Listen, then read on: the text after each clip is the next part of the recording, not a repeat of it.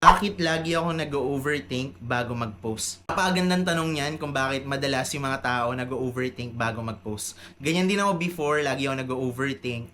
Kaso nga lang, wala akong natatapos na kahit ano sa pag-overthink ko. Mauubos lang yung oras kasi lagi kong iniisip yung mga what ifs, what if negative, what if ganito yung mangyari, what if hindi maganda yung video, what if walang manood, what if positive things yung mangyari. Ang daming nasasayang na oras sa pag-iisip and pag-overthink kung ano yung mangyayari after mag-post ng video. Ang ending, wala akong natatapos. Sabi ko sa sarili ko, wala akong natatapos, sayang lang yung oras, hindi ako naaagawa ng mga matinong content. Pinakauna kong in-adjust is yung beingness ko, yung mindset. Hindi naman agad-agad magkakaroon ka ng maayos na mindset. Kailangan mo siyang i-develop, pagbabasa ng mga books, nanonood ng mga videos na makakatulong sa mindset mo, and then gagawa ka ng plan. Yung plano naman dapat systematic and organized na plan kung paano mo i-execute yung video mo.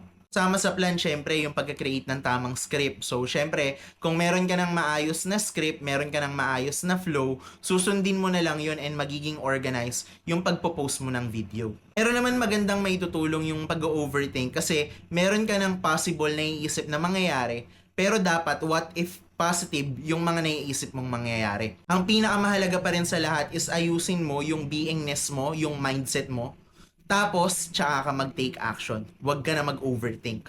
Simulan mo na agad.